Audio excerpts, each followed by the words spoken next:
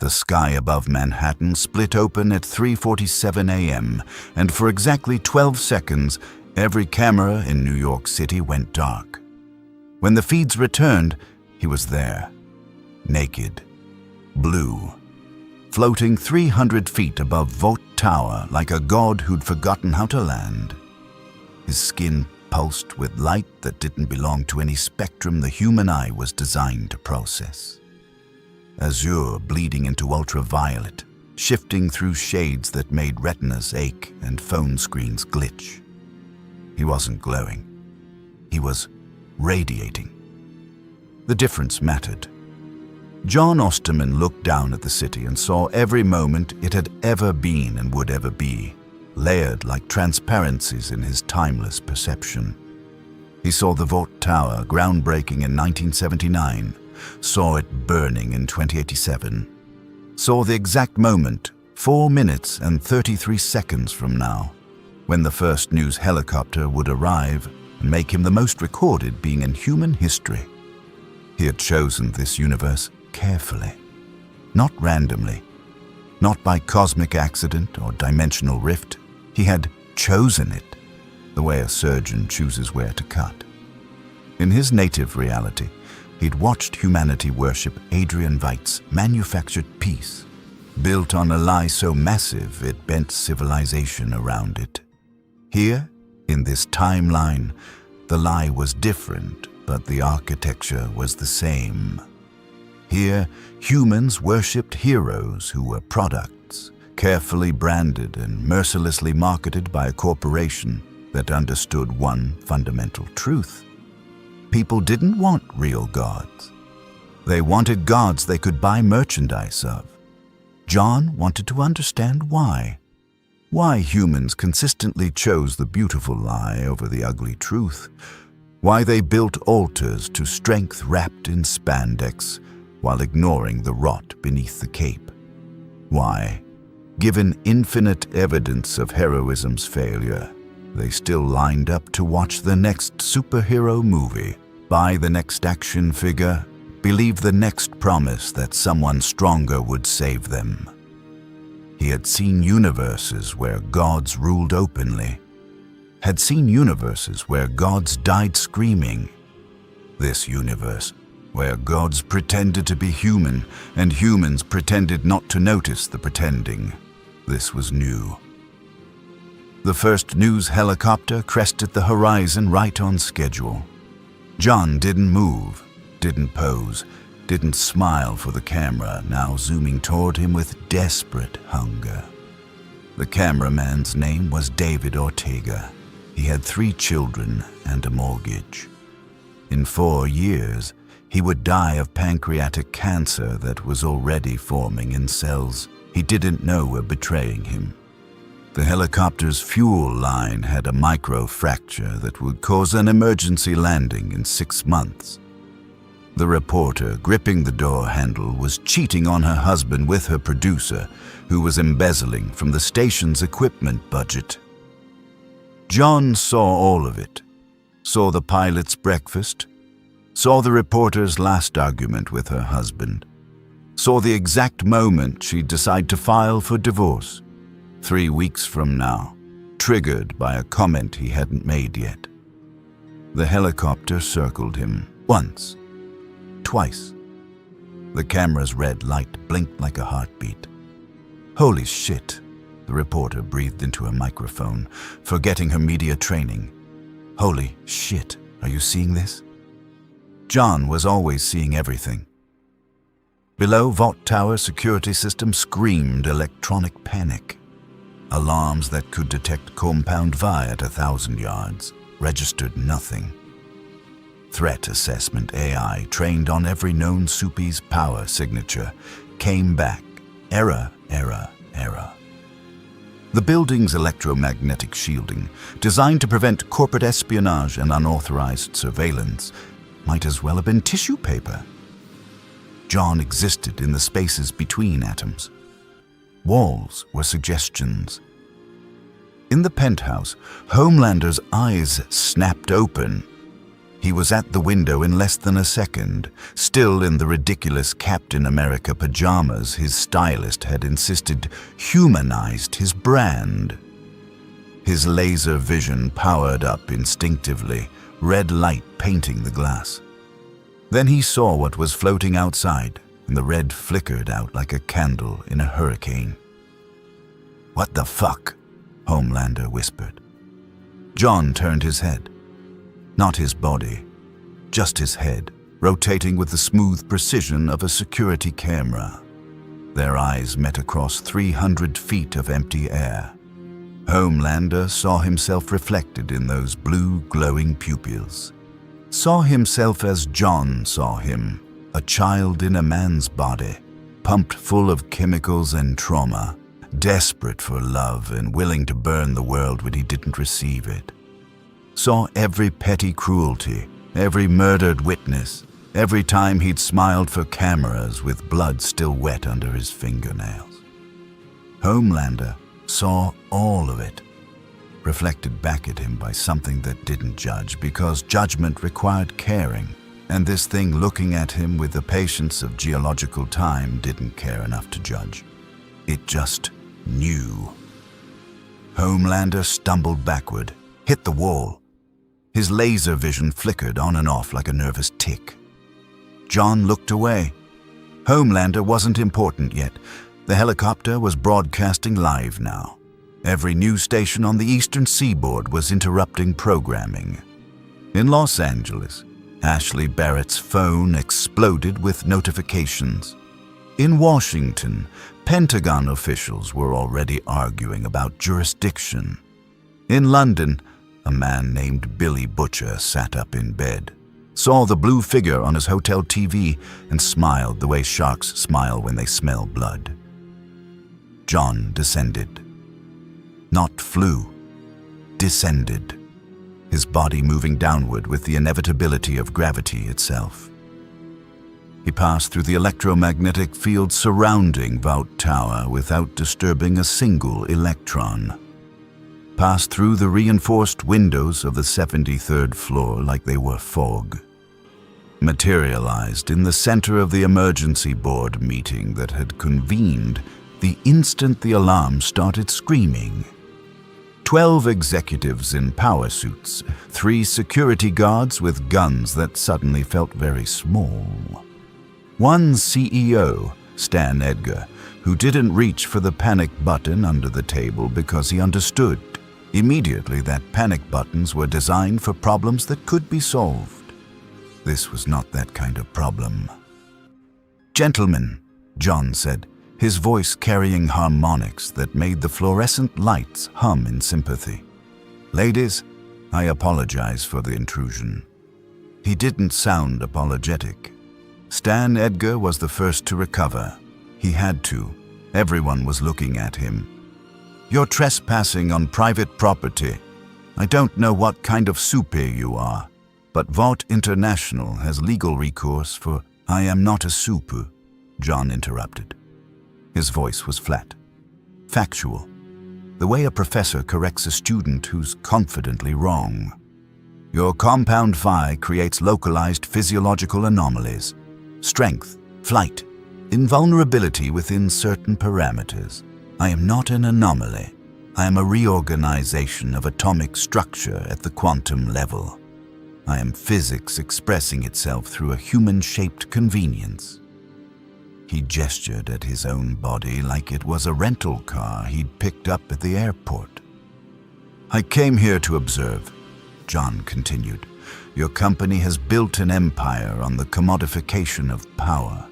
You manufacture heroes the way Ford manufactures trucks. You sell salvation by the metric ton. I want to understand why humans find this arrangement satisfactory." Ashley Barrett, who'd sprinted to the meeting in yoga pants and a Vought-branded hoodie, found her voice. Are you here to help?" "Because we have a PR team that can coordinate, I'm not here to help." John looked at her. Really looked. Saw her prescription anxiety medication. Saw the hair loss from stress. Saw the exact moment 3 years ago when she'd sold her integrity for a corner office and had been paying installments ever since. I am here to understand. The difference is significant. Stan Edgar leaned back in his chair. He was the only person in the room whose heart rate hadn't spiked. "What do you want?" "I want," John said slowly, "to see what happens when a system built on manufactured divinity encounters actual omnipotence. I want to observe how your carefully constructed mythology responds to the presence of something that cannot be branded, cannot be bought, and cannot be killed." He paused. "I am conducting an experiment. You are the variables." One of the security guards made the mistake of raising his weapon. John didn't disintegrate him, didn't hurt him, simply showed him, in a flash of quantum probability, every future where he pulled that trigger. In all of them, the bullet passed through John harmlessly. In 73% of them, the ricochet killed someone in the room. In 12%, it killed the guard himself. The guard lowered his weapon. He was crying. "I chose this universe," John said, addressing the room but speaking to something larger, "because I have seen countless worlds where gods rule openly, and they all fail in the same ways. But here, you have created something unique. Fake gods, corporate deities, heroes who need script writers and publicists. I want to understand if this is humanity's final evolution, or just another way to avoid the truth." Stan Edgar's expression didn't change. "And what truth is that?" John's eyes pulsed brighter. "That you have never needed heroes. You have only needed the belief in heroes. And belief, I've learned, is the most dangerous force in any universe." The lights flickered. Every screen in Vought Tower displayed the same image simultaneously. John's face, blue and eternal, looking directly through the cameras into the soul of everyone watching. "I am not here to save you," John said to the city, to the country, to the world now watching. "I am not here to destroy you. I am here to show you what you have become, what you worship, what you've sold yourselves for." His voice carried through every speaker, every broadcast, every device. "And then I will see what you do with that knowledge." The feed cut. John remained. And somewhere in the building, Homelander pressed his face against the cold window glass and felt, for the first time in his manufactured life, genuinely small. If you love crossovers that don't pull punches, that treat both universes with respect while pushing them to their limits, smash that subscribe button. Drop a comment with your dream matchup: Doomslayer in Halo, Wolverine in Mass Effect. We're building the multiverse one story at a time, and you're here for the beginning of something massive. Hit that bell. This ride is just starting. Stan Edgar made a decision in the 3 seconds of silence that followed John's departure from the boardroom. Not the decision his shareholders would want. Not the decision his lawyers would recommend. The decision a man makes when he realizes the chessboard just caught fire and the pieces are melting. "Get me every physicist we have on retainer," he said quietly. "Get me the Pentagon's metahuman task force, and get me Homelander right now." Ashley was already typing. "Sir, about the PR response." "There is no PR response." Stan stood, buttoning his jacket with the mechanical precision of a man refusing to show fear. "You can't spin a god. You can only decide whether to kneel or run." "So which are we doing?" Stan looked at the space where John had been standing. The air still smelled like ozone and something else. Something that made his hindbrain scream, "Wrong, Wrong, wrong. Neither. We're doing what Vought does best. We're going to sell him. John was in Times Square now, standing in the center of the intersection while traffic piled up in every direction. Horns blared, drivers screamed. Someone threw a half-eaten hot dog at him. It passed through his chest like he was made of colored light. He wasn't ignoring them. He was experiencing all of them simultaneously. Every shouted curse, every camera phone, every person who saw him and immediately wondered if this was viral marketing for a new Vought franchise. The hot dog thrower's name was Marcus Chen. He was late for a job interview he wouldn't get. The woman recording him on her iPhone would repost the video 43 times before it went viral. The taxi driver laying on his horn had medication in his glove box for a heart condition that would kill him in 18 months if he didn't change his diet. John saw all their futures branching out like root systems, splitting and rejoining, each choice creating new timelines that he perceived as easily as humans perceived color. A child tugged her mother's sleeve. "Mommy, why is that man blue?" "Don't look at him, sweetie." But John looked at her. Really looked. She was 6 years old, had a stuffed rabbit named Mr. Hoppers, would grow up to be a civil rights attorney, would die at 93, surrounded by grandchildren, having lived a life of genuine meaning in a world that made meaning increasingly difficult to find.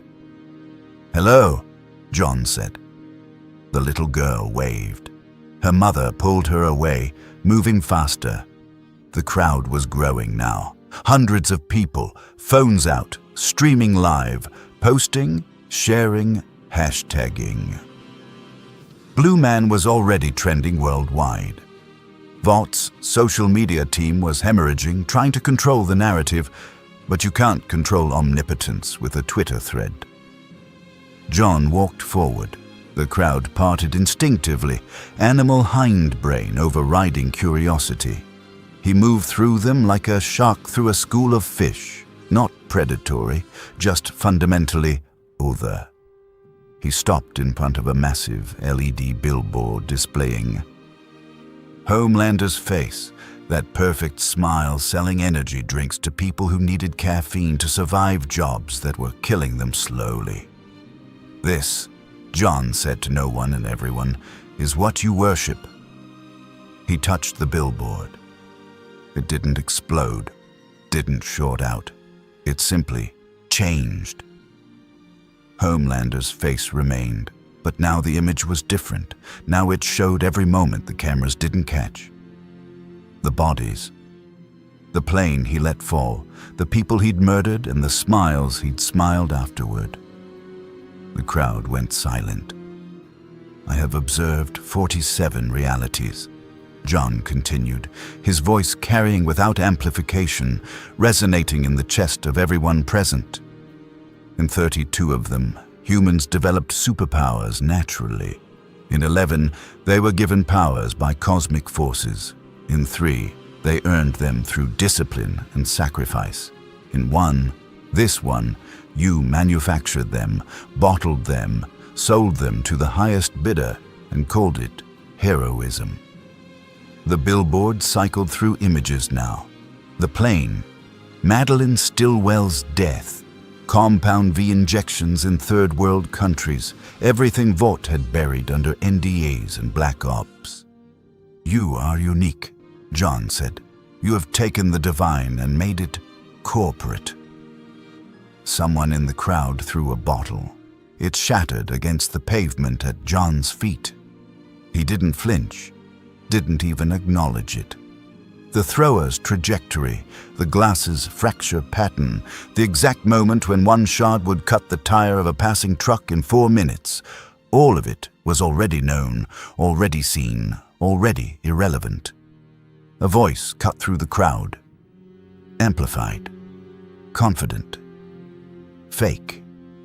All right, folks, nothing to see here. Just another confused Supe having a bad day. Homelander descended from the sky with all the theatrical grace his PR team had choreographed into him.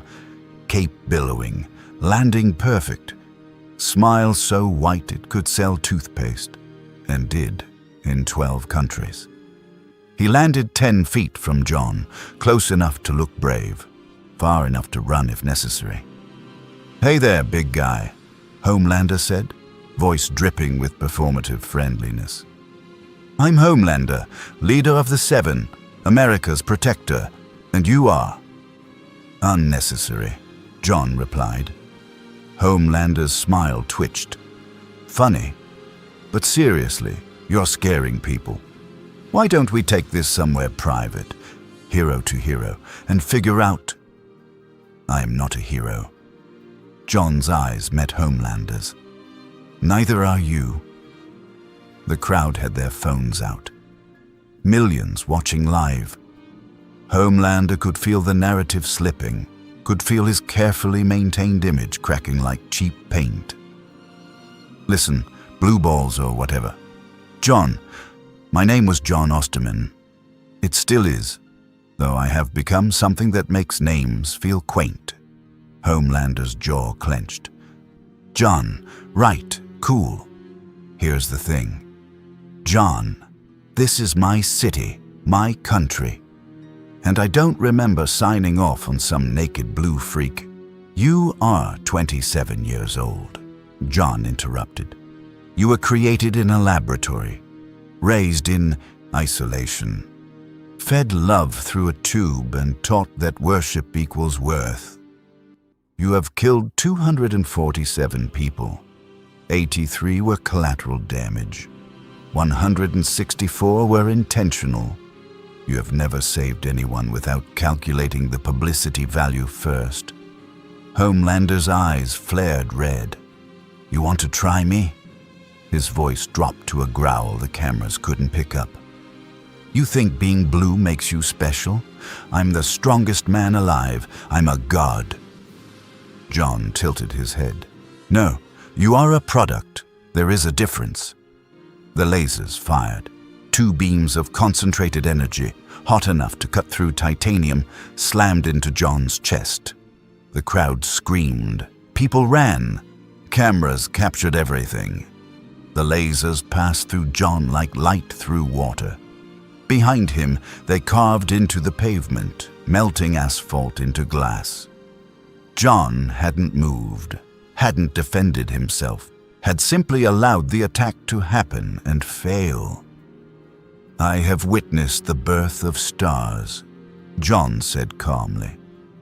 "I have seen atoms embrace infusion and release energy that dwarfs your capabilities by orders of magnitude you cannot conceptualize. Your heat vision operates at approximately 4,000 degrees Celsius. The core of the sun is 15 million. I have stood in environments that make your power seem like a child's nightlight." He stepped closer. Homelander stepped back. "You're not a god," John said. "You're a frightened child in a man's body, desperate for love from a species you secretly despise." Homelander's fist moved faster than human eyes could track, straight for John's face. Enough force to shatter concrete, to pulverize bone, to kill anything that called Earth home. His fist went through John's head, through it, like punching fog. Homelander stumbled, off balance. John reformed instantly, unbothered. "You cannot hurt me," John said. "Nothing in your arsenal can, but I am not here to fight you. I am here to show you, and them, what you really are." He gestured to the crowd, the cameras, the world watching. A product, carefully marketed, desperately maintained, and completely, utterly alone. Homelander's face twisted, not with rage, with something worse, something genuine. "Fear. What do you want?" he hissed. John considered the question. Above them, clouds moved, birds flew. The planet rotated at 1,000 miles per hour. Life continued its chaotic, beautiful, meaningless dance. "I want to understand why," John said finally, "humans prefer beautiful lies to ugly truths. Why they worship manufactured gods instead of finding divinity in themselves. Why, given infinite evidence that your kind fails them, they still buy the merchandise." He looked at Homelander's cape, at the logo, at the branded perfection. "I came here to study humanity's final delusion, that someone stronger will save them, that heroes are real." John's voice dropped to something almost sad. "I've seen the future, Homelander. All possible futures. In none of them are you remembered fondly." Then he was gone. Not flew, not teleported. Simply stopped being there. Homelander stood alone in Times Square, surrounded by cameras, and for the first time in his manufactured life, he had no idea what to say. Billy Butcher watched the Times Square footage on his laptop for the 7th time, smoke curling from his cigarette like a question mark. The shitty Berlin hotel room smelled like old beer and older regrets, but his eyes were locked on the blue bastard walking through Homelander's laser vision like it was a light drizzle. "Fucking beautiful," he whispered. Huey looked up from his own screen, face pale. "Billy, that's not beautiful. That's terrifying. Did you see what he did? He made Homelander look like a joke." "Exactly." Butcher's smile was sharp enough to cut. "Every Supe we've fought, they bleed. They break. They got limits. But this cunt..." He tapped the screen where John stood, expressionless, while Homelander's fist passed through his skull. "This cunt don't play by any rules at all. So how does that help us?" Butcher crushed his cigarette in an overflowing ashtray. "Because the enemy of my enemy is a weapon I can use." He said he's not a weapon. "Everyone's a weapon, Huey. You just gotta find the right trigger." Frenchie leaned against the doorframe holding a beer. "Mon ami, I do not think you can manipulate a man who sees all of time simultaneously. That is, how do you say, above your pay grade." "Watch me." Butcher was already packing, already planning, already seeing the angles the way John saw futures, except Butcher's visions were built on hate and experience instead of quantum mechanics. If this blue freak wanted to understand why humans worshipped false gods, Butcher would give him a PhD course in exactly how corrupt the divine could be. And if he could aim that walking nuclear weapon at Vought Tower in the process, well, that was just good strategy. John stood in the Arctic, though stood was generous. He hovered 3 inches above ice that was melting faster than climatologists predicted, on a timeline that would flood coastlines in 40 years unless humans changed course, which they wouldn't. Which meant coastal cities would drown, which meant millions of refugees, which meant wars, which meant... He stopped the cascade, focused on the present, the now, the moment. It was harder than it used to be. When he'd first transformed, splitting into atoms and reforming as something post-human, the linearity of time had shattered. Past, present, future, all equally real, all simultaneously accessible. It had been liberating, then maddening, then finally just exhausting. Living in all moments meant truly living in none. He'd left his universe seeking novelty. Mars hadn't been enough. Creating life in distant galaxies hadn't been enough. He drifted through the quantum foam between realities looking for something, anything, that could make him feel again. Then he'd seen this universe, seen Vought, seen humans worshipping manufactured gods while real divinity rotted in corporate boardrooms and PR strategies, seen the beautiful, horrifying irony of it, and he'd felt something. Curiosity, maybe, or its ghost. "You are trespassing in restricted airspace." John turned. 3 military helicopters, bristling with weapons that could level buildings.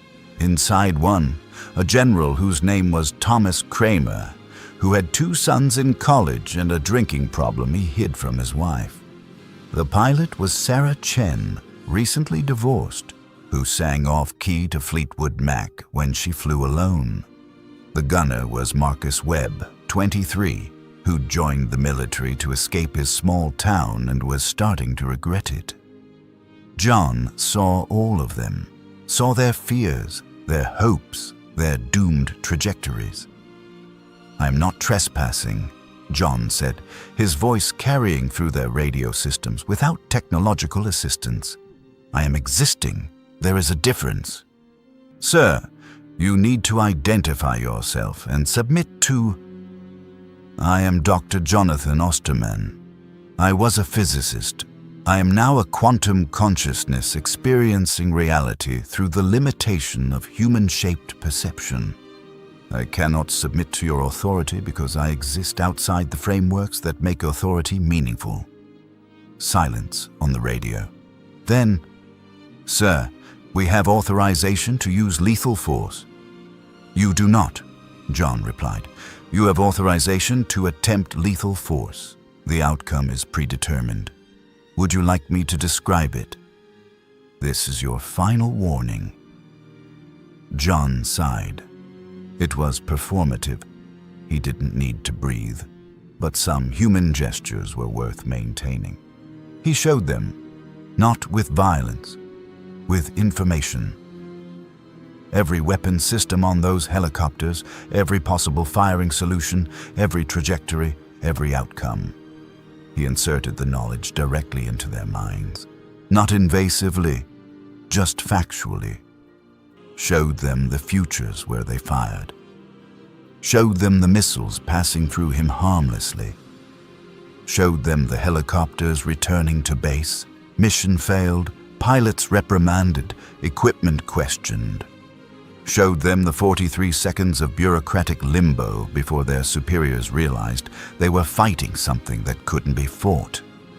The helicopters hovered, waiting. "I am not your enemy," John said. "I am simply here, observing, learning. When I have learned what I came to learn, I will leave." "And what did you come to learn?"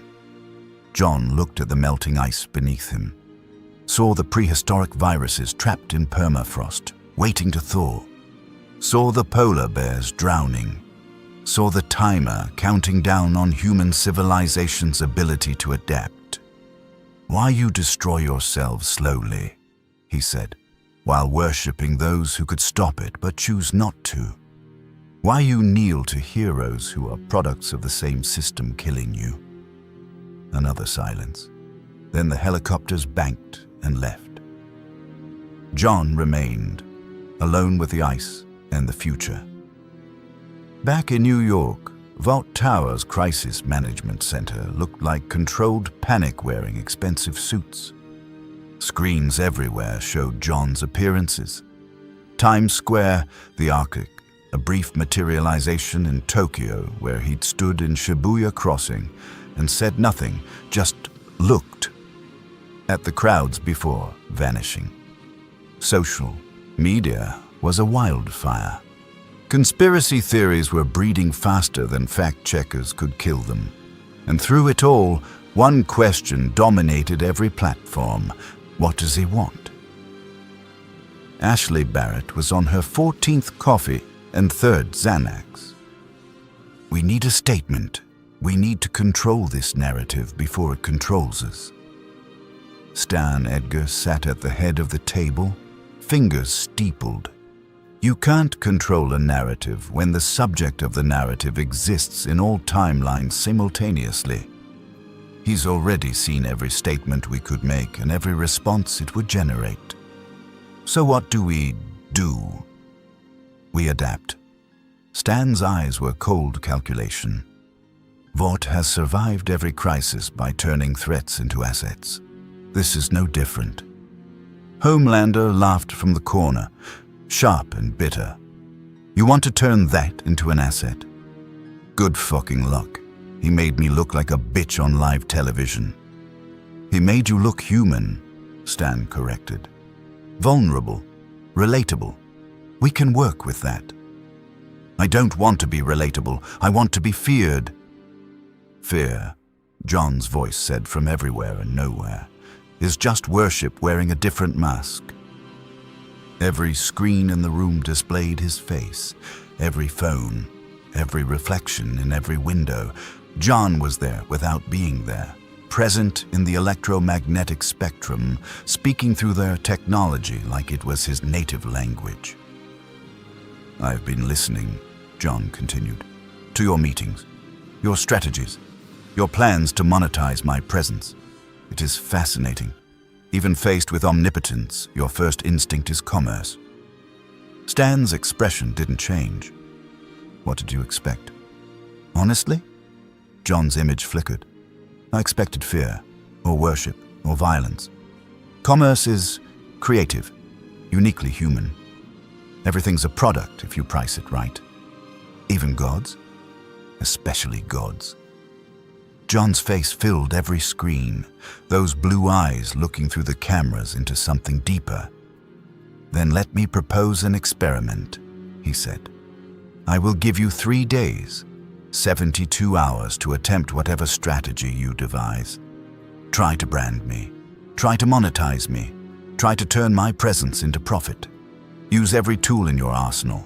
PR, manipulation, force, negotiation. Whatever Vought does best. Ashley leaned forward. And then what? Then I will show you what I learned. About you. About this system you have built. About what happens when manufactured divinity meets the genuine article. Stan's eyes narrowed. Why? Because, John said, and for the first time since arriving in this universe, something like emotion crept into his voice. I'm trying to remember what it felt like to be surprised, to not know every outcome before it happens. You are variables, messy, irrational, fascinating variables. I want to see what you do when given a challenge you cannot buy or bully your way past. The screens went dark. John was gone. But in the silence that followed, everyone in that room felt the same thing Homelander had felt in Times Square.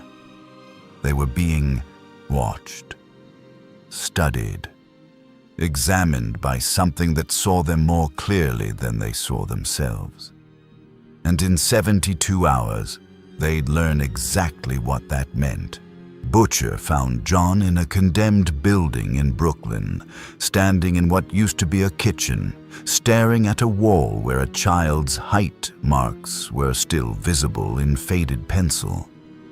John wasn't searching for him. He simply knew Butcher would arrive at 11:47 p.m., would try to appear confident, would make his pitch with all the desperate charisma of a man who'd weaponized his own grief. Dr. Manhattan, yeah? Butcher said, stepping through the doorway. That's what the internet's calling you. Bit on the nose, innit? Names are irrelevant, John replied without turning. You are William Butcher. Your wife was taken by Homelander 8 years ago. You have spent every day since then building toward revenge disguised as justice. In 3 of the timelines, I observe, you succeed. In 47, you die trying. In 2016, you simply grow old, bitter, having accomplished nothing. Butcher's smile didn't reach his eyes. Well, ain't you a fucking ray of sunshine? I'm not here to comfort you. Good. Don't want comfort. Want to talk business. Butcher pulled out a cigarette, lit it. John watched the smoke curl, saw every molecule's path through the air, saw the cancer it would contribute to in 17 years if Butcher lived that long, which he wouldn't. You said you want to understand this world, why humans worship fake gods. I can show you. You want to use me as a weapon. I want to use you as a bloody wrecking ball, mate. Difference is, I'm honest about it. John turned finally, those blue eyes meeting Butcher's without blinking. You're not honest. You tell yourself this is about justice for your wife. It is not. It is about the feeling of powerlessness you experienced when Homelander took her. You do not want justice. You want to feel strong by making something stronger feel weak. Butcher's jaw tightened. You finished psychoanalyzing me. No, you also blame yourself. You believe if you had been better, stronger, more vigilant, you could have protected her. This is irrational but persistent. It drives 93% of your decisions. Fuck you. You asked what I want to understand, John continued, ignoring the hostility. I want to understand why humans like you, broken, aware of your own brokenness, still believe violence against symbols will heal you. Homelander is not your problem. He is a symptom. Vought is the disease, but you focus on him because diseases are abstract and his face is concrete. Butcher took a long drag. You're right, he's a symptom. So let me introduce you to the disease. Let me show you how deep Vaught's rot goes. The labs, the cover-ups, the kids they dose with compound V before they can walk. You want to study this fucked up world? I'll give you the goddamn grand tour. John considered this. In most futures, he declined. Butcher left angry. Nothing changed, but in a narrow band of probability, John accepted. And in those timelines, something interesting happened. Something even he couldn't fully predict because it involved the chaotic variable of human choice cascading through complex systems. Very well, John said. Butcher blinked. Seriously, you will show me Vault's infrastructure. I will observe. In exchange, I will answer one question for you. Anything you want to know. Anything? Yes. Butcher's mind raced. He could ask about Homelander's weaknesses, about Vault's secrets, about how to win. But something in John's expression, patient, eternal, already knowing what Butcher would ask, made him change course. My wife, Butcher said quietly. Becca, is she alive? John saw the answer. Saw Becca in a Vought facility. Saw her son. Saw the entire truth that would shatter Butcher's carefully constructed reality. Saw what that knowledge would do to him. Saw the futures branching from this moment. Somewhere Butcher used the information, somewhere it destroyed him. Yes, John said simply. The cigarette fell from Butcher's fingers. Where? That was your one question. You fucking... Butcher lunged forward. His fist passed through John's chest. He stumbled, caught himself, spun back around. Tell me where. Our agreement was one question. You asked if she was alive. I answered. That's not... You know that's not what I meant. I know exactly what you meant. I also know what you said. Words have meaning. Precision matters. Butcher's face was red, veins bulging. You're just another cunt playing games. I'm not playing, John replied. I'm teaching. You want to use me as a weapon. You approached me with strategy and manipulation, believing you could aim me at your enemies. But you cannot manipulate something that perceives all outcomes. You cannot strategize against someone who has already seen your strategy and its 17 most likely variations. John stepped closer. Butcher held his ground, but barely. I told you she is alive because you needed to know. How you use that information will determine whether I continue observing you. Show me something interesting, William Butcher. Show me that humans are more than their base predictability. Surprise me. How the fuck am I supposed to surprise someone who sees all possible futures? That, John said, is the experiment. He vanished. Butcher stood alone in the condemned kitchen, surrounded by ghosts and pencil marks, with the knowledge that his wife was alive, burning through his chest like laser vision. His hands shook, not with fear, with something worse. Hope. Across the city, Starlight sat in her apartment watching news coverage of the blue man who'd made Homelander look mortal.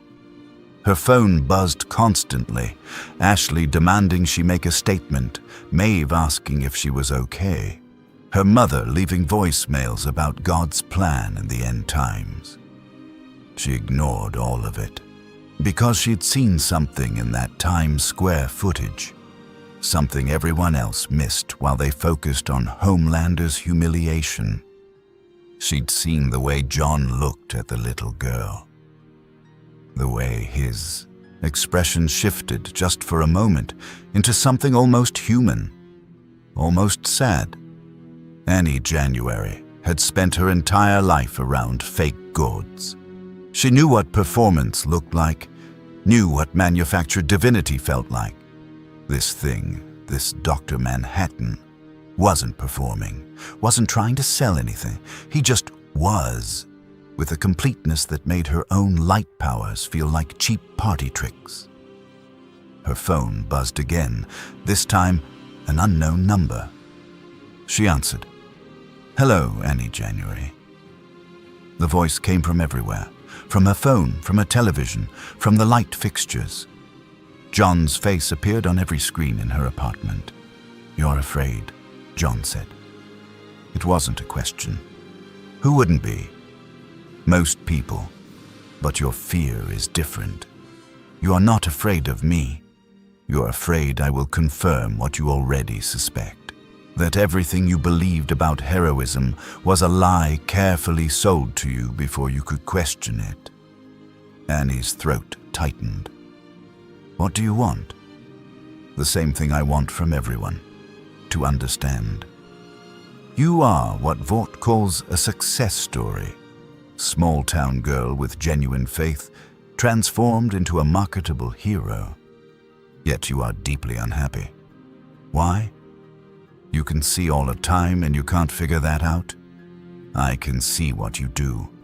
I want to understand why you continue participating in a system you know is corrupt. Annie laughed bitterly. Because what's the alternative? Walk away and let them win? Let people suffer because I wasn't there? You believe your presence helps people. I know it does. I've saved lives. You have saved 43 lives in your 3 years with the 7, John said. Vought's marketing campaigns for you have indirectly caused 8 deaths, promotional events that diverted emergency services, fans who died attempting to recreate your stunts, a factory fire in Cambodia producing your merchandise. Your net impact is positive, but barely. Is that enough? Annie felt tears on her face. That's not fair. I am not trying to be fair. I'm trying to be accurate. Then here's accuracy. I'm one person in a broken system trying to do some good. Maybe it's not enough. Maybe I'm part of the problem. But at least I'm trying. John tilted his head. Yes, you are trying. That is what makes you interesting. I'm not here to be interesting to you. No one is here for any purpose I assign, yet I observe anyway. John's image flickered. You asked what I want. I want to see if humans can transcend their own systems. If someone like you, aware of corruption, complicit in it, genuinely wanting better, can actually create change. Or if awareness without action is just another kind of lie. So I'm an experiment too. Everything is an experiment. The question is whether you will do something worth observing. The screens went dark. Annie sat in the silence, her light flickering around her hands like nervous energy, and realized the blue god wasn't testing Vought. He was testing all of them. The Vought laboratory existed in building schematics, but not in public records, buried 3 levels beneath a pediatric hospital in Newark, because irony was a language corporations spoke fluently. Butcher led John through maintenance tunnels that smelled like bleach and desperation, past security systems that registered John's presence as a glitch in their sensors, a blue smear across cameras that made techs think their equipment was failing. "This is where they do it," Butcher said, voice tight. "Where they pump kids full of compound V and see what sticks. The ones that survive get fast-tracked into hero programs. The ones that don't get cremated, and their parents get a settlement with an NDA attached." John walked through a sealed door without opening it. Butcher had to wait for the security bypass, muttering curses. Inside, rows of cribs lined sterile white walls. 16 infants hooked to IVs dripping blue liquid into veins too small for such violations. Monitors beeped. One child was crying. Another had already stopped. John stood in the center of the room processing. He saw their futures simultaneously. The child crying would develop pyrokinesis and die at 19 in a training accident Vought would call equipment failure. The silent one would survive, become a C-list hero called Ember, drink himself to death at 34. 2 would never leave this facility. 3 would become villains. 1 would simply disappear into statistical irrelevance, powers too weak to monetize. "You seeing this?" Butcher's voice cracked. "This is what you wanted to understand. This is the rot. Kids. Fucking babies. And for what? So Vought can trademark another superhero? So shareholders can watch their stock price climb?" "I see it," John said quietly. "And? What's your omniscient take? This all part of some grand cosmic plan?" "There is no plan. There is only causation. Vought discovered compound Vive could create superhumans. Superhumans generate profit. Profit demands growth. Growth demands supply. Supply requires experimentation. Experimentation requires subjects. You call it evil. I call it inevitable outcome of your economic structures meeting your capacity for moral flexibility." Butcher grabbed John's arm. His hand passed through. "Don't give me that detached philosophy bollocks. These are kids. I know what they are." "Then do something." John turned, and for the first time since entering this universe, his expression shifted into something that might have been anger, or might have been its quantum echo. "Do what, precisely?" "I could disintegrate this facility. Vought would build another. I could eliminate everyone involved. The system that created them would generate replacements. I could expose this publicly. Your species has infinite capacity to know truth and choose comfort over action. So you're just going to watch? That's your big experiment?" "I'm trying," John said, each word deliberate, "to understand if your species can save itself. Or if you require gods to do what you lack courage to do. Every time I've intervened in human affairs, I've made things worse. Do you know what happened when I prevented nuclear war in my universe? Millions died in conventional conflicts that followed because humans never learned restraint. I saved them from instant death only to curse them with slower ones. One of the infants screamed, back arching as the compound V hit wrong. Alarms blared. Scientists rushed in, sedated the child, adjusted dosages. Through the observation window, a woman in a suit watched, taking notes. Her name was Dr. Elena Marquez. She had a daughter in college, believed she was advancing human evolution, would die in 8 years, never understanding what she'd actually built. John watched her watching the babies. "Your wife is here," he said suddenly. Butcher froze. "What?"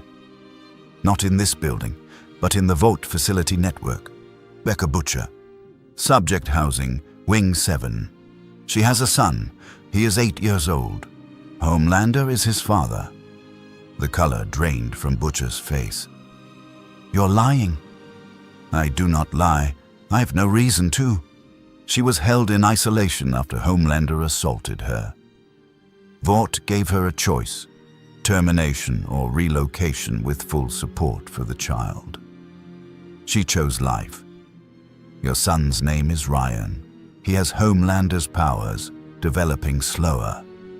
Vought is monitoring him, waiting to see if second-generation abilities differ from direct Compound V application." Butcher's legs gave out. He caught himself against the wall, breathing like he'd been gut-shot. "My son." Genetically, no. Circumstantially, yes. She told him his father died a hero. She did not want him knowing the truth. Where exactly? "I told you I would answer one question. Fuck your rules." Butcher's scream echoed off sterile walls. "You tell me where my wife is, or I swear to God." "You swear to God." John's eyes flared brighter. "I am the closest thing to God you will encounter, and I promise you, threatening divinity achieves nothing. But I will show you something because I am curious how you will respond." He touched Butcher's forehead. Information flooded in, not words, not images, but direct knowledge. The facility's location, the security systems, the exact layout, Becca's daily routine, Ryan's schooling, every detail needed for rescue or reunion or whatever Butcher's rage would interpret it as. And something else. The knowledge that Becca had chosen this, had chosen protection for Ryan over freedom, had chosen a comfortable cage because she believed Butcher was dead and this was the best option for her child. Butcher collapsed, hands over his face, making sounds that weren't quite crying and weren't quite screaming. John knelt beside him, the motion unnecessary, but somehow appropriate. "You asked what I want to understand. This moment, you now have everything you claimed you wanted. Knowledge, location, truth. But the truth is worse than ignorance. Your wife is alive, but built a life without you. Your son exists, but is not yours. You can rescue them, but they may not want rescuing. What will you do?" "I don't know," Butcher whispered. "That," John said, standing, "is the most honest thing you have said since we met." He walked toward the exit, pausing at the door. "I'm giving Vought 72 hours to demonstrate what they do with omnipotence observing them. I'm giving you the same courtesy. You have information, you have time. Show me if humans choose love or revenge when given both options." John vanished. Butcher remained on the floor of a facility torturing children, with the knowledge of his wife's location burning in his mind like Compound V in infant veins, and realized the blue bastard had given him the thing he wanted most and made it into a weapon pointed at his own heart.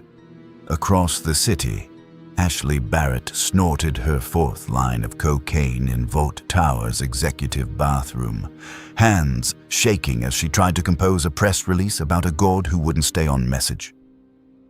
Her phone buzzed. Another crisis. Always another crisis. The mirror flickered. John's face replaced her reflection. She screamed, stumbled back, hit the stall.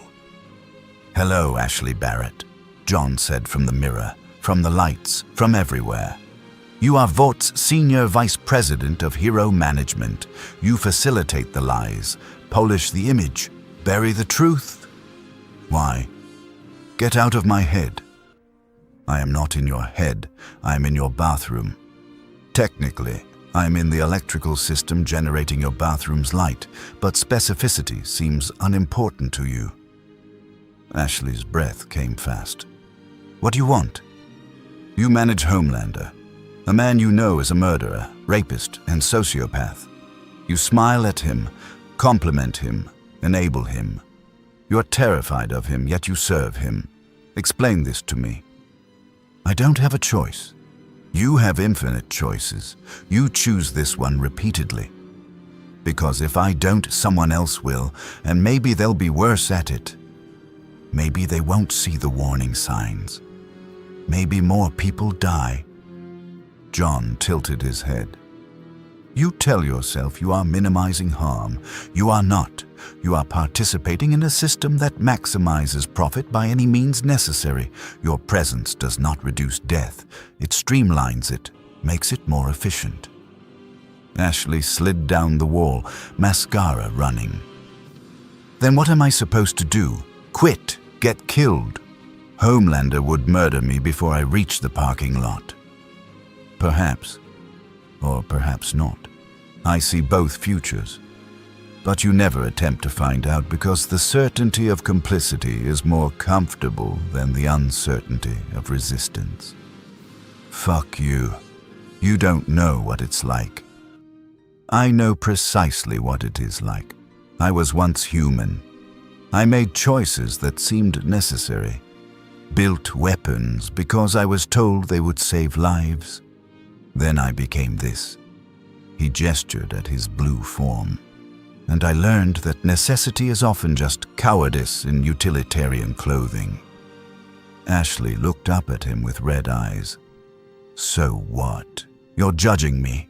You're going to smite me for being a coward. No. I'm observing that humans endure monstrous systems by convincing themselves they are powerless. You're not powerless. You're making a choice. Own it or change it, but do not pretend you have no agency. The lights flickered. John was gone. Ashley sat on the bathroom floor of a tower built on corpses and marketing, surrounded by the residue of chemicals she used to endure complicity, and couldn't remember the last time someone had told her the truth without wanting something in return. Her phone buzzed again. She answered it. This is Ashley. What's the crisis? Annie found John on the roof of Vought Tower at 3 a.m., standing at the edge where Homelander usually posed for photographers. The city sprawled below them, lights like fallen stars, each one representing lives John could see in total. Births, deaths, the mundane tragedies humans called normal. You came, John said without turning. You knew I would. In 87% of timelines, the other 13% involved you drinking wine and regretting inaction. Annie stepped beside him, careful not to get too close. Why did you call me here? I did not call. I simply existed here, knowing you would come. There is a difference. God, you're exhausting. I am not God. Gods care about worship. I care about understanding. He finally looked at her. You are different from the others. Homelander performs divinity. Ashley enables it. Butcher fights it. But you are caught between belief and disillusionment, still trying to save the system from inside. Someone has to try. Why? The system is functioning exactly as designed. Vought creates heroes. Heroes generate profit. Profit demands more heroes. You're not a flaw in the machine. You are a component. Annie's light flickered around her fists. Then why are you talking to me? If I'm just another cog, why bother? John was quiet for a moment. Below them, an ambulance raced toward a domestic violence call. It would arrive at 4 minutes too late. A child in Queens couldn't sleep because her father lost his job. A man in Brooklyn decided tomorrow would be the day he finally ended it. John saw all of it, simultaneous and unavoidable. "Because," he said slowly, "you still believe individual action matters. Despite evidence to the contrary, despite working for a corporation that monetizes suffering, you save people when cameras are not watching. You do not do it for brand management, you do it because you think it is right. And that's stupid? No, that is human. And I'm trying to remember what that felt like." Annie looked at him, really looked. Past the glowing blue skin, past the omnipotence, to something underneath that seemed almost lonely. "You were human once," she said. "Yes. Dr. Jonathan Osterman. I had a girlfriend, Laurie. I was mediocre at relationships, excellent at physics. Then there was an accident. I was locked in an intrinsic field generator, disintegrated. Took me months to reconstruct myself atom by atom. When I returned, I could see everything, all of time, all of space, every moment that ever was or ever would be. That sounds horrible. It was liberating, then isolating, then meaningless. When you can see every outcome, choice becomes theater. When nothing surprises you, existence becomes observation without participation." He looked at his hands. "I left my universe because I had experienced everything it could offer. Came here seeking novelty. Found humans worshipping false gods, while real ones rotted in labs and boardrooms. So what? You're here to judge us? I am here to understand if you can save yourselves. Or if you have become so dependent on the idea of heroes that you have forgotten how to be heroic." Annie's jaw tightened. "I'm trying. Every day I wake up and put on this costume and smile for cameras and play their game because I think maybe I can change it from inside. Maybe I can be the example that reminds people heroes are supposed to mean something. And has it worked?" She didn't answer. "You have been with the Seven for 3 years," John continued. "In that time, Vought's stock has risen 43%. Compound V production has increased. Human trials on miners have doubled. Your presence, your genuine desire to help, has been weaponized into marketing that makes the system stronger. You're not changing Vought. Vought is using you to legitimize itself. Then what should I do? Quit? Let them replace me with someone worse? That is the question every complicit person asks. And it is the wrong question. What's the right one?" John turned to face her fully.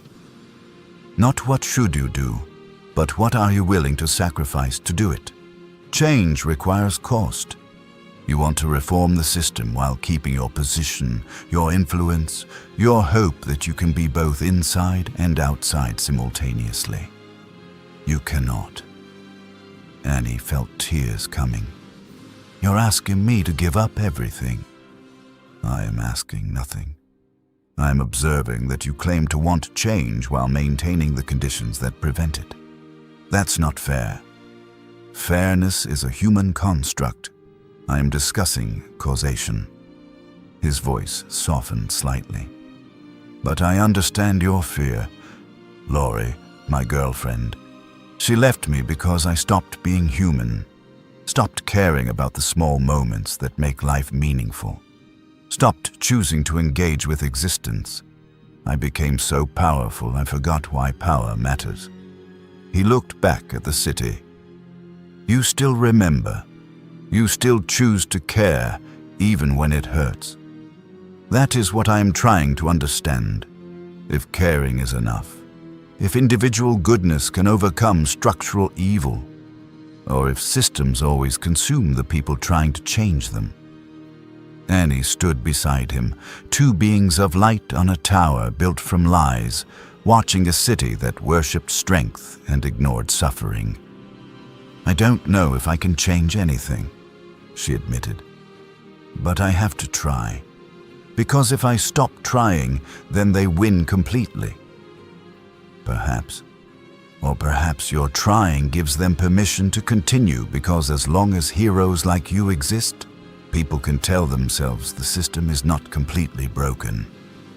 So I'm damned either way. You are human.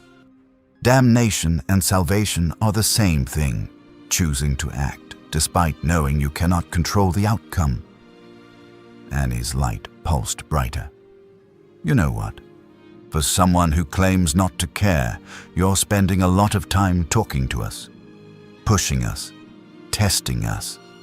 If you're so above it all, why bother?" John was silent for a long moment. "Because," he said finally, "I'm trying to remember what it feels like to hope something matters, and humans, despite everything, still act like it does."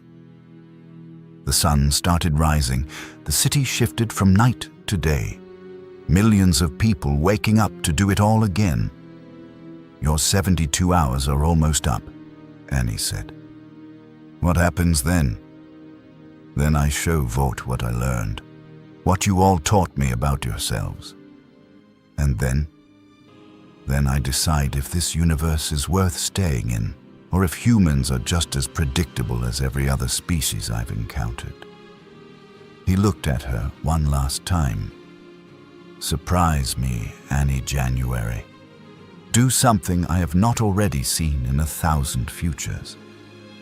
He vanished. Annie stood alone on the roof as dawn broke over a city that would wake up and worship heroes who did not deserve it. And for the first time in 3 years, she pulled out her phone and started typing a message she knew would end her career.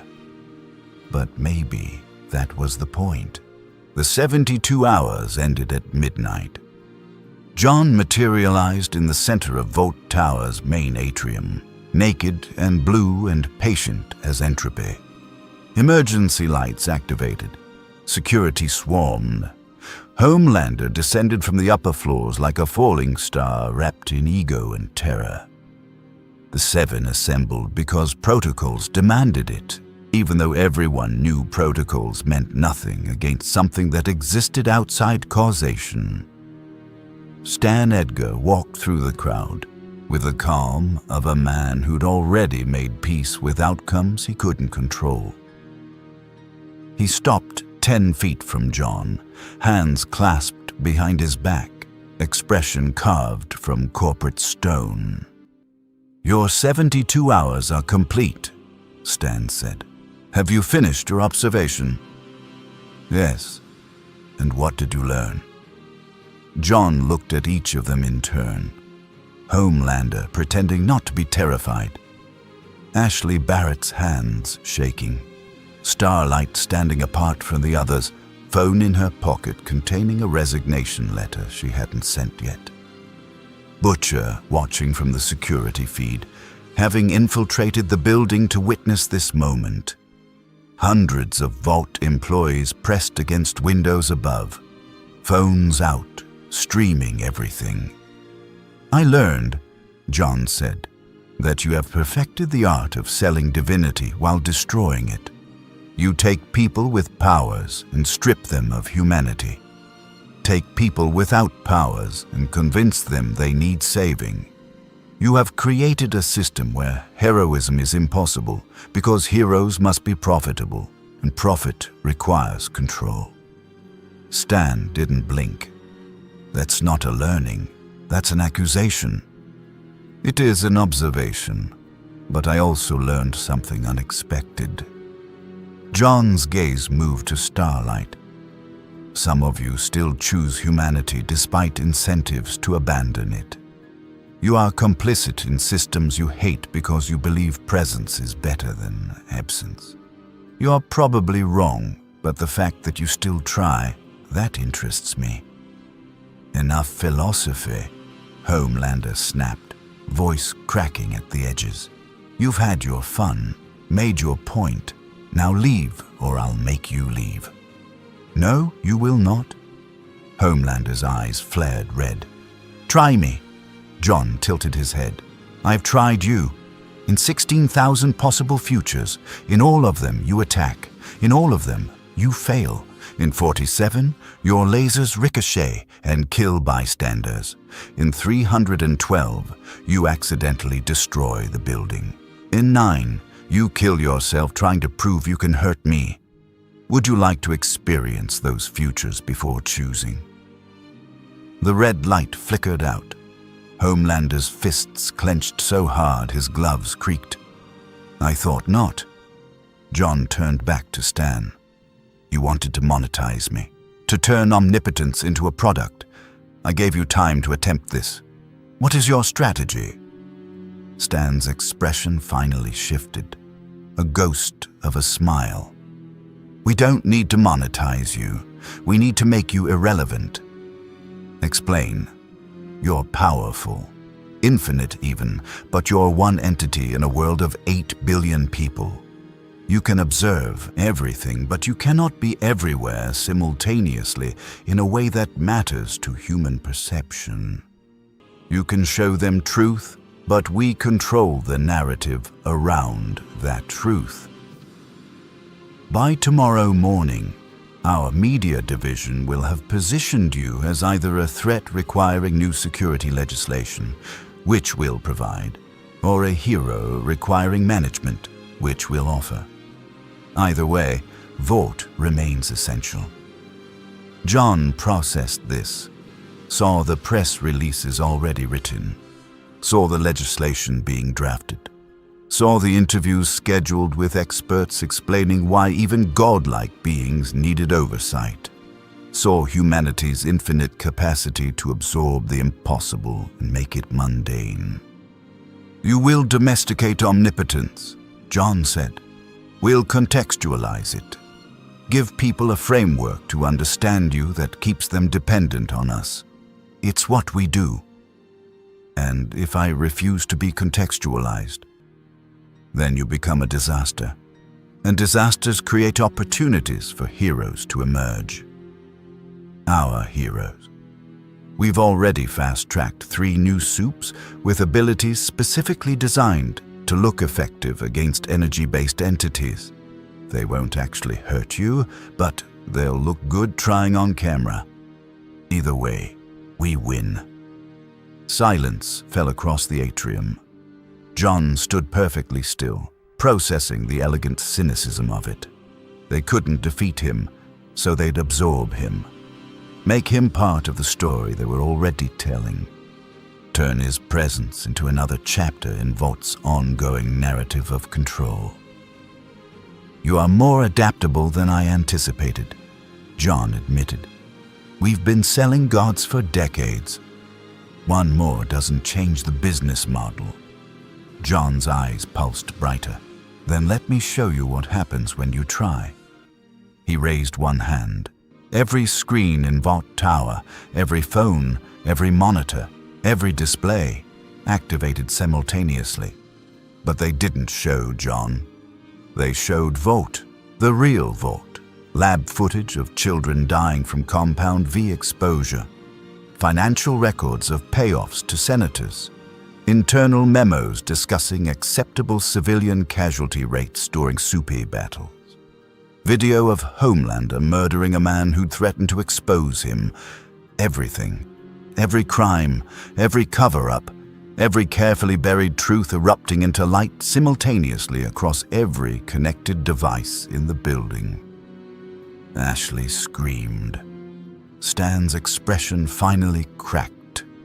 Homelander moved to attack, but John held him frozen, not with force, just with a casual adjustment of probability fields that made movement impossibly difficult. You believe you can control the narrative, John said calmly. So I am making the narrative uncontrollable. Every device in this building is now broadcasting these files. Every phone is uploading to every platform. Your employees are seeing what they work for. The world is seeing what you are. You bastard, Stan breathed. I am showing you the consequence of trying to domesticate truth. You can spin a god, but you cannot spin omniscience with evidence. The feeds continued, minute after minute of damning reality. Then John stopped it. All of it. The screens went dark. The uploads halted mid-transmission. The evidence disappeared as quickly as it had appeared. "What?" Ashley started.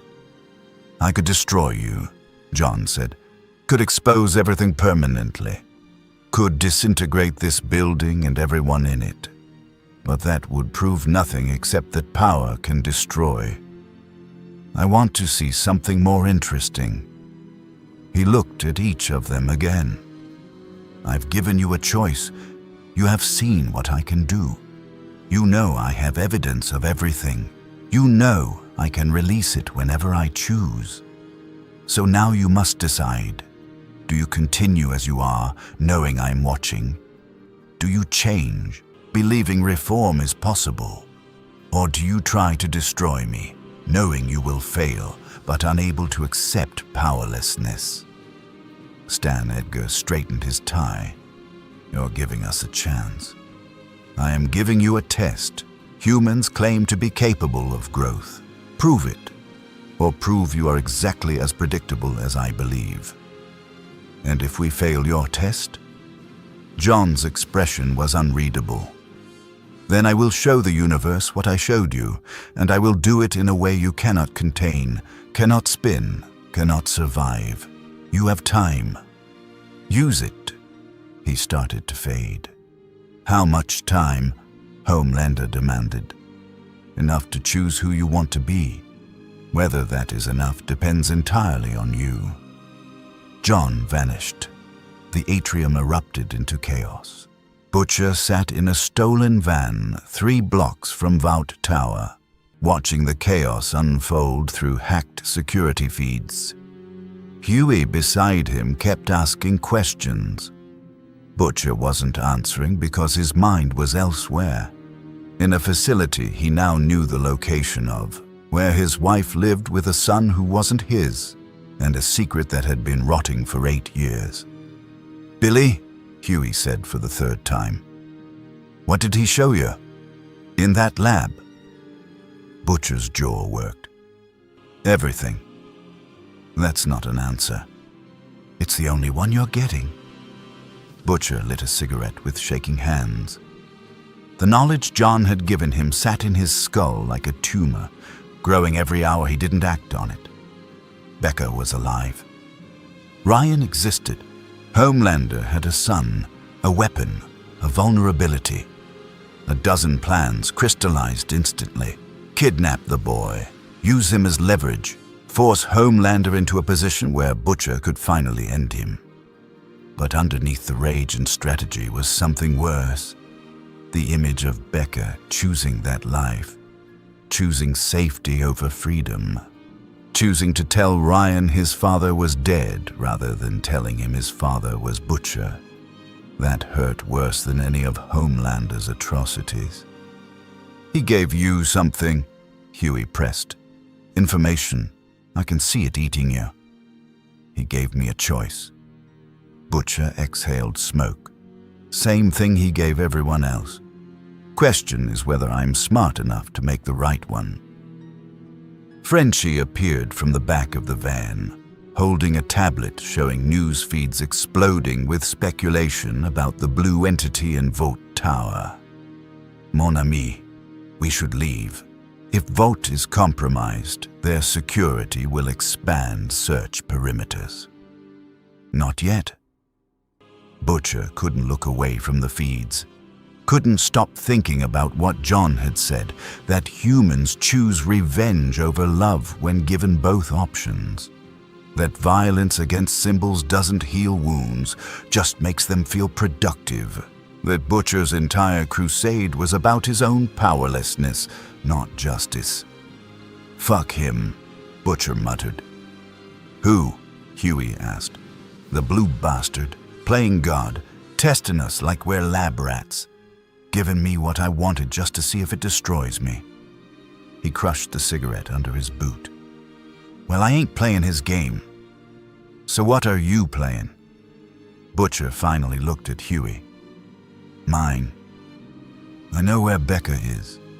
I know about the kid. And I'm going to get them out. Not for revenge, not to hurt Homelander. Because they're mine and Vought don't get to keep what's mine. Billy, if you go after her, I know the risks. I also know I've spent 8 years building weapons when I should have been looking for her.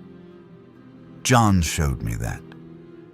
Showed me I've been so focused on making Homelander hurt that I forgot what I was supposed to be protecting.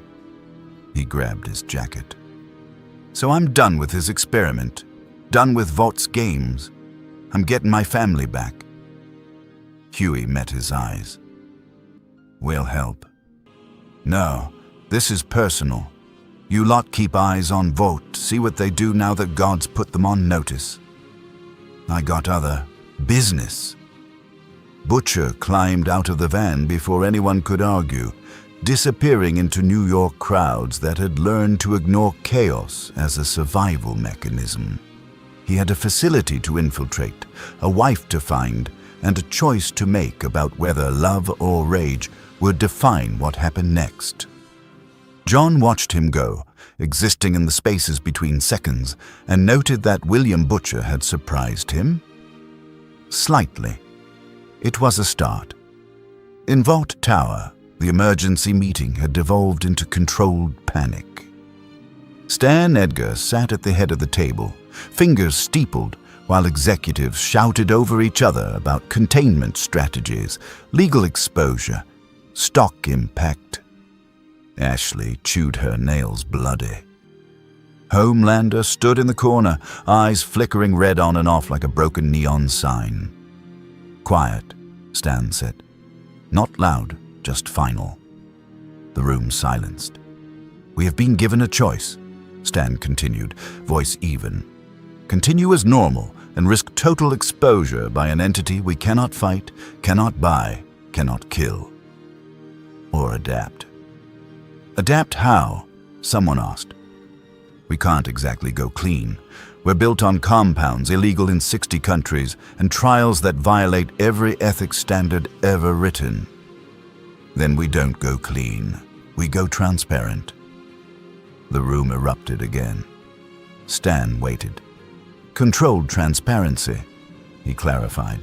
We admit to some crimes, the ones we can spin as necessary evils. We position Vought as a flawed but essential institution that made hard choices for the greater good. We sacrifice some executives, restructure under new leadership, and emerge as a reformed organization. The blue entity wants to see if we can change. We'll show him change.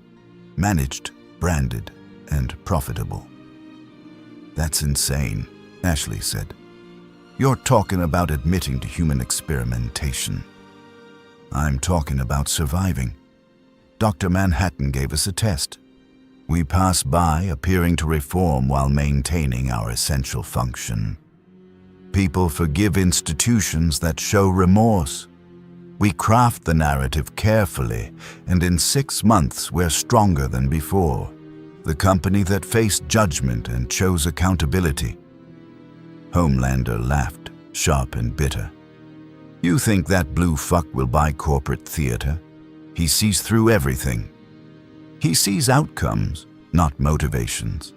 If our reform produces positive results, even manufactured ones, he'll observe success. And observation is not the same as understanding. We've sold worse lies to smarter people. The room considered this. It was cynical enough to work, which meant it was Vought enough to try.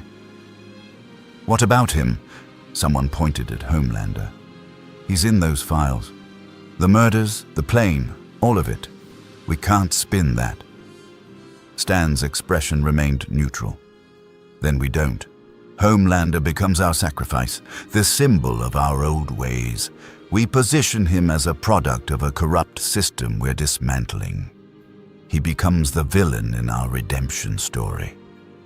Homelander moved so fast the air cracked. He had Stan by the throat, lifted off the ground, eyes burning red. "Say that again. I fucking dare you." Stan didn't struggle, didn't show fear. "Kill me and you prove their point.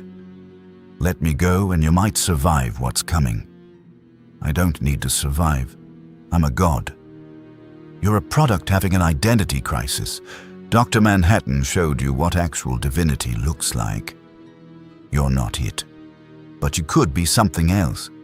The cautionary tale that helps Vought evolve. Play that role and we'll protect you. Refuse and we'll feed you to the media ourselves." Homelander's grip tightened. Stan's face reddened. The room held its breath. Then Homelander dropped him.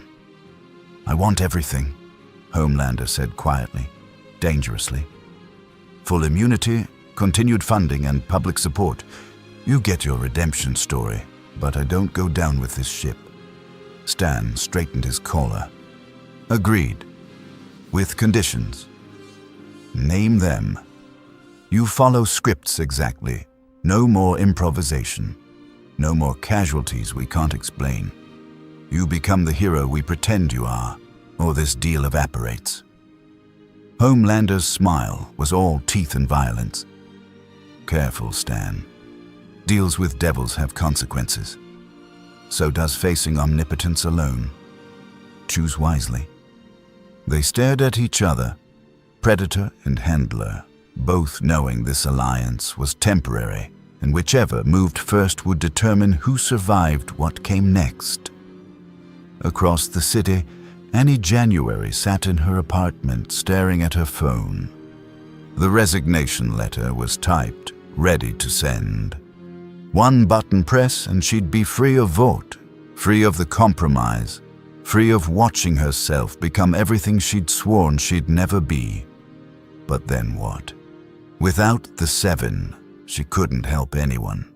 Without the platform, she'd be just another ex-Supes with a story nobody listened to. John had said her trying gave Vought permission to continue, that her presence legitimized the system. Maybe he was right, or maybe trying was still worth something even when it wasn't enough. Her finger hovered over send. Outside her window, a blue light flickered. Not John, just a police siren, but it felt like a reminder that choices had weight, that omniscience was watching, that whatever she decided next would matter even if she couldn't see how. She deleted the letter, started typing something else. Not a resignation, an exposure. Everything she'd seen, documented with dates and names and evidence John's display had reminded her existed. If Vought was going to reform, they'd do it because someone inside forced them, and if they destroyed her for it, at least she'd have tried something that actually mattered. Her hands shook as she compiled files. John observed from quantum distances and saw Annie January choosing to burn rather than fade, and felt something he hadn't experienced in years. The faint ghost of pride in human stubbornness. They were surprising him after all. John materialized in Times Square exactly 48 hours after his ultimatum, at noon when the crowds were thickest and the cameras most numerous. He didn't announce himself. Didn't need to. The blue light was announcement enough. Thousands of people stopped, pointed, filmed. Within seconds, the footage was streaming worldwide. Within minutes, Vaught's crisis team was in motion. Homelander arrived first, descending with choreographed grace, cape billowing in wind that wasn't there. But something was different. His smile was tighter, his posture less arrogant. Whatever deal he'd made with Stan Edgar was written in the tension of his shoulders. "Dr. Manhattan," Homelander said, voice projected for the cameras. "We need to talk." "You need to perform," John corrected. "I'm simply observing whether your performance has changed." The crowd pressed closer. John saw their faces, their futures, their small, desperate hopes that someone stronger would fix what they couldn't. A woman in the front had cancer she didn't know about yet. A man behind her would lose his job tomorrow. A child holding her father's hand would grow up to be a teacher who changed hundreds of lives before dying at 67 in a car accident caused by a drunk driver who walked away unharmed. All of it visible, all of it inevitable, all of it meaningless and precious simultaneously. Vought has heard your message, Homelander continued, reading from a script he'd memorized with hate. We acknowledge past failures. We commit to transparency and reform. We invite oversight and accountability. The words tasted like poison in his mouth, but he spoke them anyway because survival demanded it. Do you believe what you are saying? John asked. Homelander's jaw clenched. Does it matter? To me? No. To them? John gestured at the crowd. Perhaps. Stan Edgar emerged from a Vought vehicle, flanked by lawyers and PR specialists. He approached with the confidence of a man who'd already wargamed this conversation in 17 variations. Dr. Manhattan, Stan said, Vought International is prepared to implement immediate reforms. We'll establish independent oversight committees, phase out unethical testing, create transparency protocols for all Compound V applications. We're choosing accountability. John tilted his head. You're choosing survival dressed as accountability. There is a difference. Maybe, but the outcome is the same. Fewer children in labs, more restrictions on dangerous Supes, actual consequences for violations. Isn't that what you wanted to see? Human systems improving? I wanted to see if humans could transcend their systems. You're attempting to optimize them. That is not transcendence. It's a start. John considered this. In most timelines, this conversation ended with Vought making promises they partially kept, reforms that looked substantial but changed little, and John leaving because even gods got bored. But in some timelines, narrow threads of probability, something else happened. Show me, John said. Show you what? Proof. You claim to choose reform. Demonstrate it. Now, in this moment. Make a choice that costs you something real. Stan's expression didn't change, but John saw his heart rate spike. Saw him calculating angles, measuring risks, weighing profit against survival. Release him, John said, pointing at Homelander. The crowd murmured. Homelander's eyes widened. Release him from your control, John continued. Remove the contracts, the handlers, the infrastructure that makes him your weapon.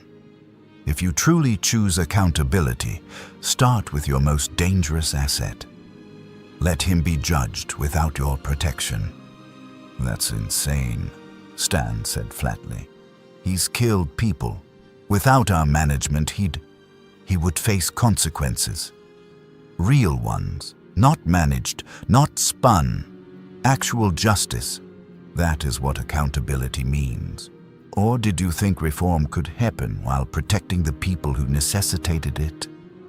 Stan's mind raced. Releasing Homelander meant losing their flagship hero. Their stock would crash. Their competitors would smell blood. But refusing proved John's point, that Vought's reform was theater. We can't, Stan said carefully. Not immediately. There are legal complexities, transition plans. You mean there are profit considerations? I mean there are practical realities. Systems don't change instantly.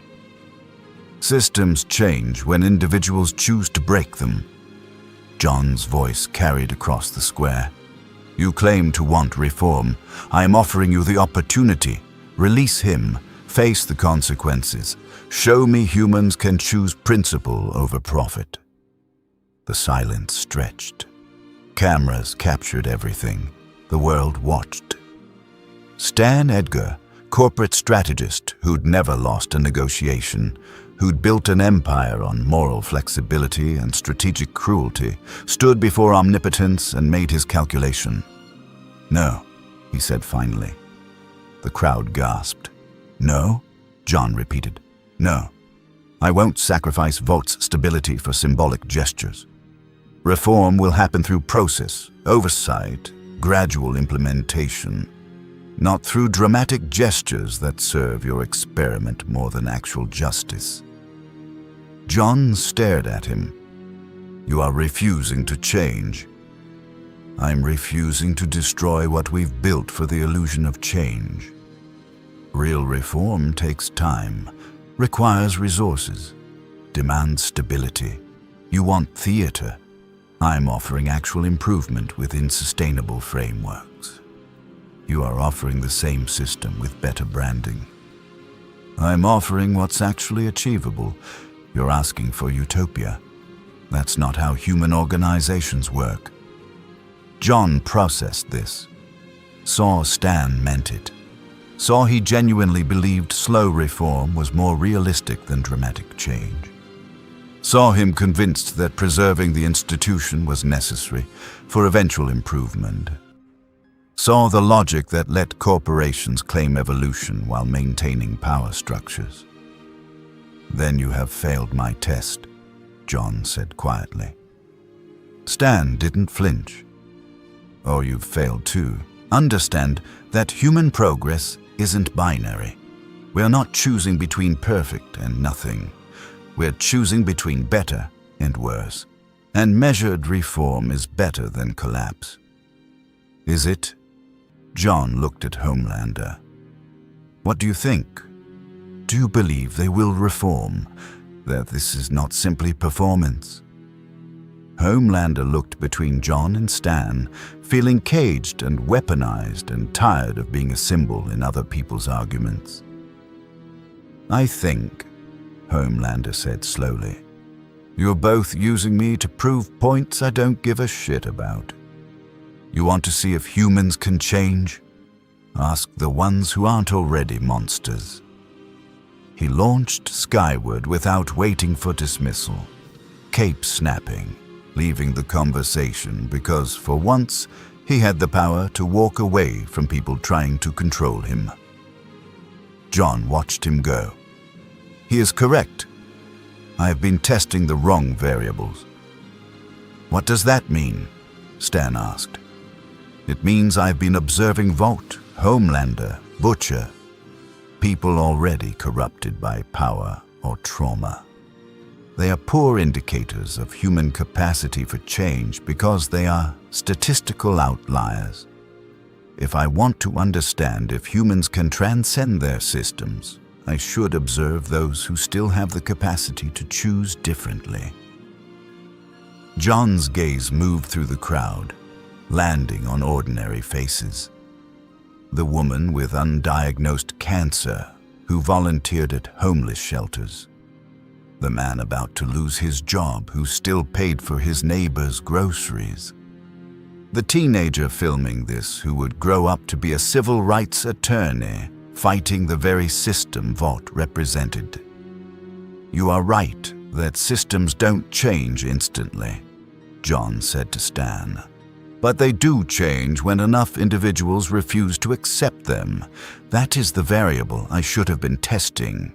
Not whether institutions reform, but whether people stop believing institutions deserve their loyalty."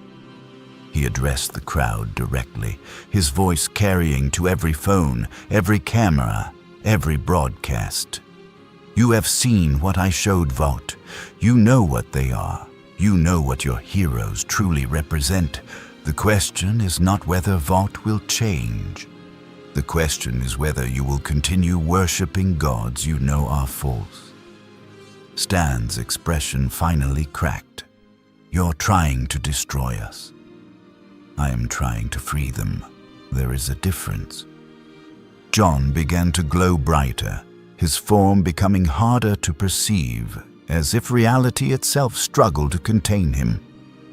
I came to this universe seeking novelty. I found humans so dependent on heroes they had forgotten how to save themselves. So I will give you one final gift." He raised both hands. Every compound 5 sample on Earth, in labs, in bloodstreams, in storage facilities, began to destabilize. The destabilization wasn't violent. No explosions, no pain. Just a gentle unraveling at the molecular level as John rewrote the quantum probability fields that allowed compound Vi to function. In Vought labs, samples turned inert. In bloodstreams worldwide, powers began flickering like dying light bulbs. Homelander, mid-flight over Manhattan, felt his strength waver and dropped 300 feet before catching himself. The deep, swimming off the coast, suddenly needed to surface to breathe. A train felt his legs go normal, human slow. "What are you doing?" Stan shouted, corporate composure finally shattering. "Removing the variable," John replied calmly. "You built an empire on manufactured divinity. I'm unmanufacturing it. In approximately 72 hours, every dose of compound V on Earth will be inert. Every Supes' powers will fade to nothing. You will be human again." The crowd erupted. Some cheered. Most screamed. Vought security moved to contain the panic, but they were outnumbered by chaos. Ashley's voice crackled over Stan's earpiece, hysterical. "The samples are degrading. Every facility is reporting the same thing. We can't stop it." John continued, voice cutting through the noise. "I have given you what you claim to want.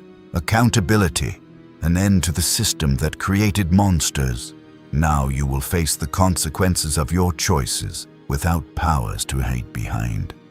No more gods, no more heroes, just humans responsible for their own salvation." "You bastard!" Homelander snarled, landing hard beside Stan. His eyes flickered red, but the heat vision sputtered. "You're taking everything." "I am taking nothing. You never truly had powers. You had chemicals, manufactured advantages. Now I'm removing the manufacture and leaving you with what remains."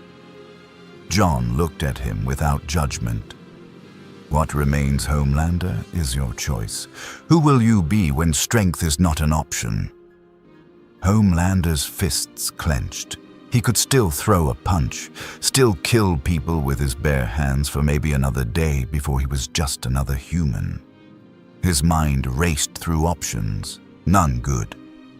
Annie pushed through the crowd, light flickering around her hands like dying stars. "Wait," she called. "What about the people we save?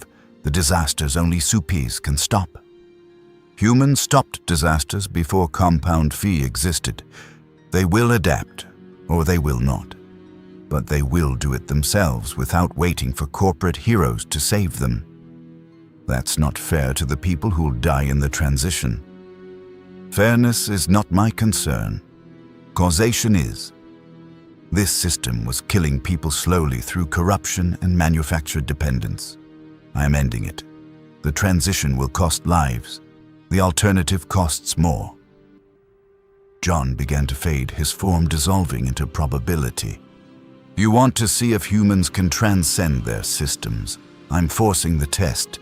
In 72 hours, there will be no Supes, no Vought heroes, no manufactured gods. Only people facing consequences, making choices.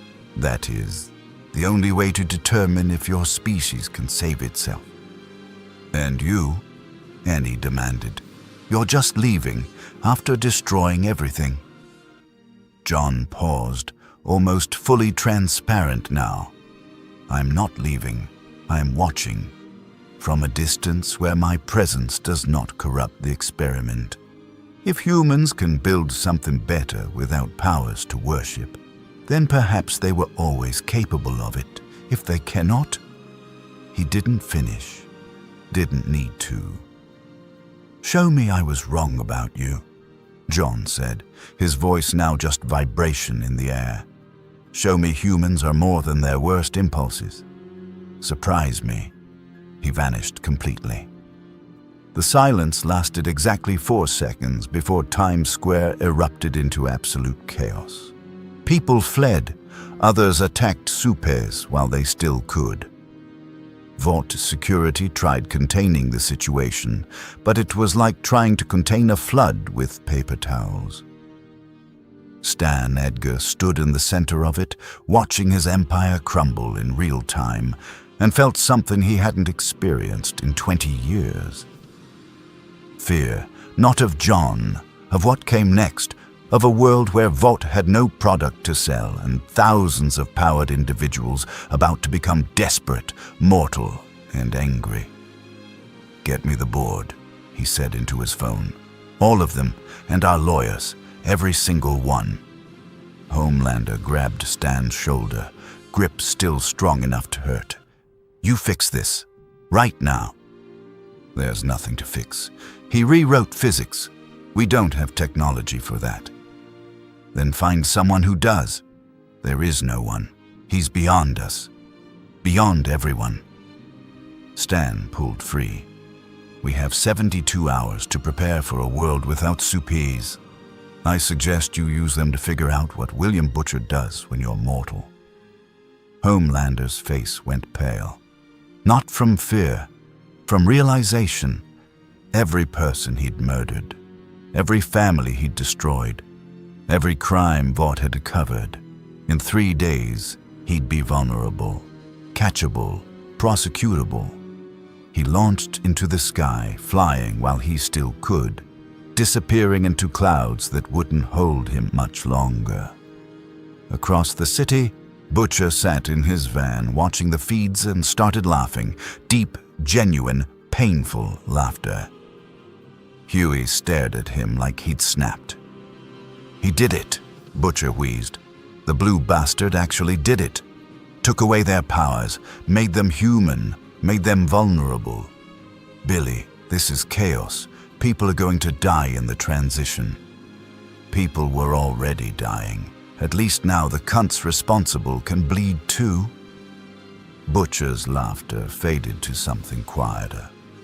He gave us what we wanted. No more Supes, just men pretending they were gods, about to learn what mortality feels like. He stood, grabbed his coat. Come on, we got work to do. What work? The kind that matters now. No more fighting gods, just humans. And humans, I know how to beat. In her apartment, Annie felt her powers flickering and made a decision. She pulled out her phone, opened the files she'd compiled, and hit send. Everything, every crime, every cover-up, every piece of evidence John's display had reminded her existed. She sent it to journalists, to regulators, to every contact who might actually care. If powers were ending, at least the truth would survive. Her light died completely as she pressed send. Just Annie January now. No Starlight, no hero, just a woman who'd tried and failed and was trying again anyway. Her phone buzzed. Messages flooding in. People asking if she was okay, if the leaks were real, if she knew what happened next. She didn't. None of them did. But for the first time in 3 years, she felt like maybe not knowing was the point. John observed from quantum distances, existing everywhere and nowhere, watching his experiment unfold. Homelander's flight patterns growing erratic as powers failed. Butcher mobilizing his crew. Annie's evidence spreading through networks faster than Vought could contain. Stan Edgar in emergency meetings trying to salvage an empire built on a product that no longer existed. Governments scrambling, markets crashing, humanity facing the sudden absence of the gods they'd worshipped. And beneath the chaos, something else. Communities organizing disaster responses. Ordinary people stepping into gaps Supes used to fill. humans choosing to help each other without waiting for heroes to arrive. It was messy, imperfect, costly. It was also surprising. John had seen countless civilizations face transitions like this. Most collapsed into violence or tyranny, but some, rare, precious few, used crisis as catalyst for transformation, used the absence of easy answers to find harder, better ones. He didn't know which path this humanity would choose, couldn't predict it with certainty because human choice at scale created quantum uncertainty even he couldn't fully map. That uncertainty felt almost like hope, almost like meaning. John settled into observation, patient as entropy, curious as the physicist he'd once been, and waited to see if humans would prove his cynicism wrong or his fears correct. Either way, they'd do it without manufactured gods. They'd do it themselves. And that, John thought with something approaching satisfaction, was the only way to determine what they truly were. 72 hours passed like a countdown to revelation. When the clock hit 0, every remaining trace of compound phi became ordinary molecules. Homelander collapsed mid-flight over the Atlantic, hitting water at terminal velocity. He survived, barely, rescued by a fishing boat whose crew recognized him and debated for 20 minutes whether to throw him back. They didn't. Not because they forgave him, but because watching a god drown seemed too easy. A-Train ran one final time, pushing legs that wouldn't cooperate anymore, and made it exactly 47 feet before his heart gave out. The Deep washed ashore in Miami, gasping like the fish he'd once commanded, and was arrested for public indecency before anyone recognized him. Across the globe, Supes faced the same reckoning, powers dying, mortal bodies remembering they had limits, and a world that suddenly didn't need to pretend they were special. Vaught's stock became worthless in 18 hours.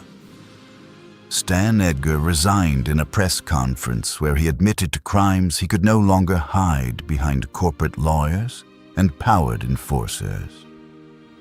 Ashley Barrett entered witness protection after testifying against everyone above her, below her, and beside her. The Seven disbanded. Belle Reve opened its gates because bombs in necks meant nothing when the people wearing them could now be stopped by regular bullets. Butcher found Becca in the facility John had shown him, walked in without powers to stop him, without Supes to fight, just a man looking for his wife. She was older, tired. Ryan stood behind her, 8 years old with his father's eyes and his mother's fear. They stared at each other across 8 years of grief and secrets. "Billy," Becca whispered. He didn't speak, couldn't, just opened his arms and let her choose. She chose him. Ryan took longer to trust, but time was something they suddenly had. Homelander, awaiting trial in a maximum security prison, couldn't take them back, couldn't take anything back. He was just a man now, facing consequences in a cell that didn't need special materials because he wasn't special anymore. And he testified at every trial, became the face of Supe accountability, not because she wanted fame, but because someone had to speak truth when institutions crumbled. She was threatened daily. Survived 2 assassination attempts. Kept talking anyway because she'd learned that trying mattered even when it wasn't enough. She was wrong about that last part. It was enough. Not to fix everything. The system's collapse left scars that would take generations to heal. But it was enough to start. Enough to show others that speaking up was possible. Enough to begin building something different from the ashes of what Vought had been. The transition was brutal. Disasters happened that Supes might have prevented. People died who might have lived. Chaos reigned in ways it hadn't when corporate heroes maintained order through strength and fear. But something else emerged too. Communities that had outsourced protection to Vought heroes learned to protect themselves. People who'd waited for someone stronger found strength in collective action. Humanity, stripped of manufactured gods, began the slow, painful process of growing up. It wasn't pretty, it wasn't complete. It would take decades to fully understand what they'd lost and gained. But it was real, transformative, earned. John watched from distances that made planets look like atoms, observing timelines branch and rejoin, seeing outcomes crystallize from the quantum foam of human choice. Most futures were messy. Some were tragic. A few were beautiful in ways that surprised even omniscient perception. He had come seeking to understand why humans worshipped false gods instead of finding divinity in themselves. He'd found the answer was simpler and more complex than he'd imagined. They worshipped false gods because it was easier than being responsible. Because systems that offered easy answers felt safer than uncertain freedom. Because manufactured heroes let them believe someone else would fix what they'd broken.